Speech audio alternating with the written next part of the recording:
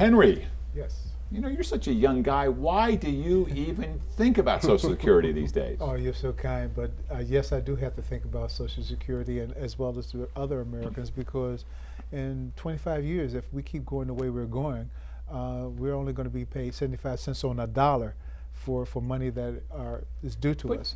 it's hard to believe. I mean, we've got over $1 trillion that's been contributed to the trust fund Right. from people without authorization in the U.S. So will never get the money. That's subsidized.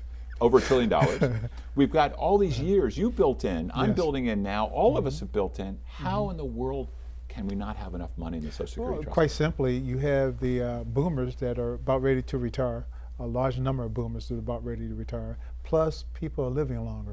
You know, testimony to you, for lasting a longer life. And that's You're putting saying a I'm burden. actually 85 years old and I'm looking a little younger than good. that? Some are right. But that's going to be the biggest problem. And they say in 25 years, if we don't do anything now, we're going to basically have problems with paying Social Security out with all the money that we've put in. The biggest problem I see is that we're not trying to do anything about it. But what could we do? Sorry. What could we do? Oh, there's a number of things that we can do. We can basically raise the cap. Right now it's $106,800 now. What Raise is it up. that? What's that cap? The cap on the salary for. So you're only paying Social Security. You're Up paying to a certain amount. the input for that only for the first 106,000. Yes. But so if you're making if you're a bazillionaire, only 106,000 of that's being taxed. That's basically it, really. And if we raise that cap or eliminate the cap, that would help us tremendously. Really, I mean that would solve the whole problem. And Congress has dipped into it in the past as well, hasn't it? Yeah, well, they always dip into everything, all the trust funds just to try to service that, and that's the biggest problem because really right now, if you look at it, Social Security has a surplus, and what they do for money that they're not paying out, they buy the Treasury bonds.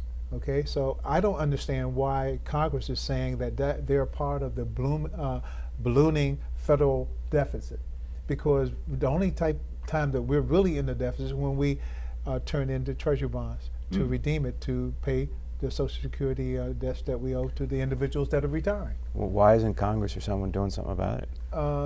They don't want to. There's a big contention. They want to privatize it, which is to me is ridiculous. I mean, even after the economic disasters of recent years, there still is a push for privatizing. Yes.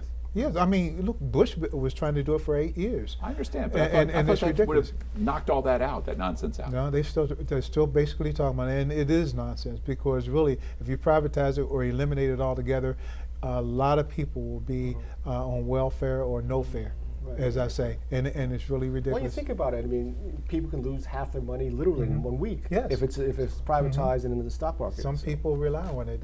Some people say it's a third of their income. Some people half of their income.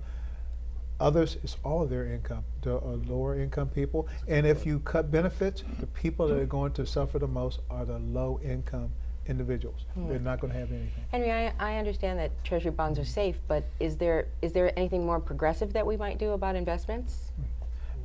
People have talked about that, but it's the safest part of it because you can't afford to have the up and down in the stock market as they do because every year, think about it, every year we're paying out benefits to the individuals. Understood. And so we have to have a certain amount of guaranteed money for that. And the Treasury is the safest bet right now because it helps the for federal operations. You know, you think about the recent report that just came out from the Federal Reserve, where the net worth of families has gone back to 1992 levels. Yes. Yeah. And so has been people have lost 30 or 40% of their worth through the housing crunch, but also through stock market issues and everything else, and stagnation and employment.